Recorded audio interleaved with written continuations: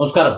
പുതുപ്പള്ളിയിൽ ജെയ്സി തോമസിനെ തോൽപ്പിച്ചുകൊണ്ട് ചാണ്ടി ഉമ്മൻ MLA ആയി മാറുമ്പോൾ പുതുപ്പള്ളിക്കാർ ഒരുപക്ഷെ ഉമ്മൻചാണ്ടിയെ ആയിരിക്കും ഉദ്ദേശിച്ചിട്ടുണ്ടാകും. ഉമ്മൻചാണ്ടിയുടെ മകനല്ലേ, അപ്പോൾ അതുപോലെയൊക്കെ നല്ല ഒരു ജനകീയനായിട്ടുണ്ടാകും, അല്ലെങ്കിൽ ജനകീയനായി അവരുടെ പ്രശ്നങ്ങളൊക്കെ പരിഹാരം ഉണ്ടാക്കുമായിരിക്കും എന്നൊക്കെ കരുതിയിട്ടുണ്ടാകും. പക്ഷേ ഉദ്ദേശിച്ചതുപോലെ കാര്യങ്ങൾ നടക്കുന്നില്ല എന്നും ഉമ്മൻചാണ്ടിയുടെ ഏഴയലത്ത് പോലും എത്തുന്നില്ല എന്നും ചിലർക്കൊക്കെ പരാതിയുണ്ട്. ആ പരാതി പ്രധാനമായിട്ടും BJP-ക്കാർക്കുണ്ട്. കാരണം അവർ ഈ തെരഞ്ഞെടുപ്പ് വരുമ്പോൾ സ്വാഭാവികമായിട്ടും അവരും കളത്തിലുണ്ടല്ലോ. അപ്പോ ചാണ്ടി ഉമ്മനെ പ്രതിരോധിച്ചുകൊണ്ട് പുതുപ്പള്ളിയിൽ അവർക്ക് പരമാവധി വോട്ട് നേടിയെടുക്കാൻ വേണ്ടിയുള്ള ശ്രമം അവർ നടത്തും.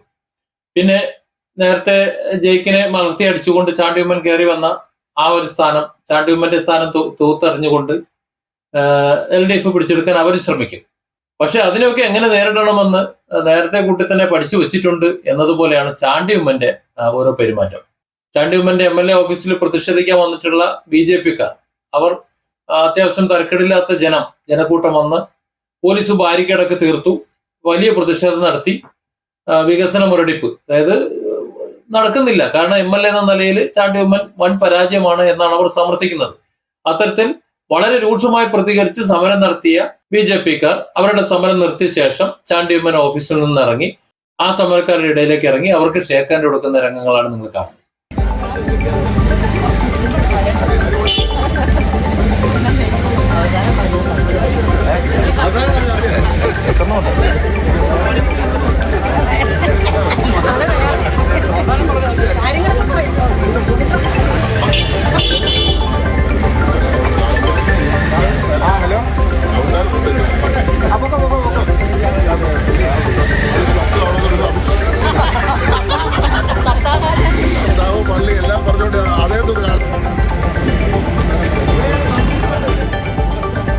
ഒരു വല്ലാത്ത ഒരു പരിപാടിയായിപ്പോയി.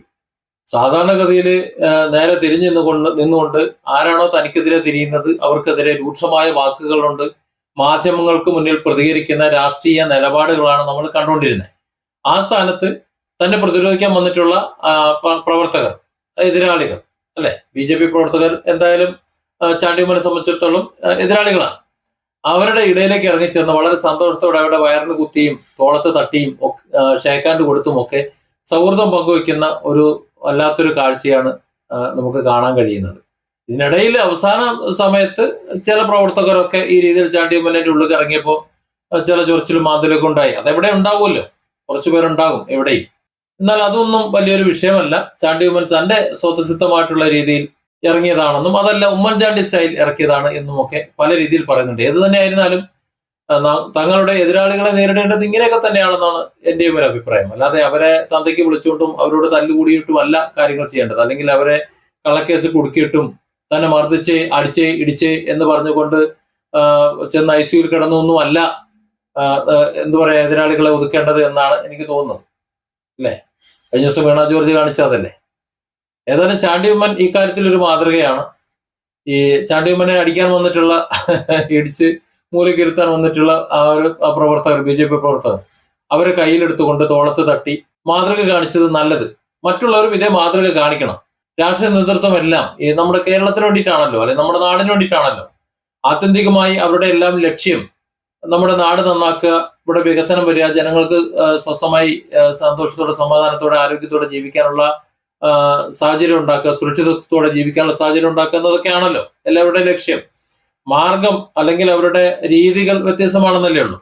ആ നിലയ്ക്ക് തമ്മിൽ അടിച്ചുകൊണ്ട്, നമ്മുടെ ഒരു സിസ്റ്റം അങ്ങനെയാണ്, തമ്മിൽ അടിച്ചുകൊണ്ട് മാത്രമേ രാഷ്ട്രീയ പ്രവർത്തനം നടത്താൻ പറ്റൂ, അല്ലെങ്കിൽ എതിരാളിയെ തന്തയ്ക്ക് വിളിച്ചുകൊണ്ട് മാത്രമേ രാഷ്ട്രീയം പറയാൻ പറ്റൂ എന്നതാണ് ഇവിടുത്തെ ഒരു നിലപാട്. ആ നിലപാട് മാറ്റിയിട്ട് ഇത്തരത്തിൽ എതിർക്കാൻ വരുന്ന അല്ലെങ്കിൽ വളരെ ശക്തമായ പ്രതിഷേധം നടത്തി വരുന്ന ആൾക്കാരെ ഇരുത്തി നമുക്ക് സംസാരിക്കാം എന്ന് കരുതി കുറെ വെള്ളവും ചായയൊക്കെ ഒരുക്കിയിട്ട് അവരുടെ ആവശ്യങ്ങൾ എന്താണോ അത് മുഴുവൻ കേട്ടിട്ട് അത് പരിഹരിക്കാൻ പറ്റുന്നതാണെങ്കിൽ അത് പരിഹരിക്കാനുള്ള ഏർപ്പാട് ചെയ്യുകയാണെന്നുണ്ടെങ്കിൽ നമ്മുടെ കേരളം എത്രയോ നന്നായേനെ. പക്ഷെ അങ്ങനെ ആകാൻ പറ്റില്ലല്ലോ, അല്ലേ? അങ്ങനെ ആയിക്കഴിഞ്ഞാൽ വെട്ടിത്തീറ്റ നടക്കൂലല്ലോ, കട്ടുമുടിക്കൽ നടക്കൂലല്ലോ. Different angles. Don't forget to subscribe and support this channel.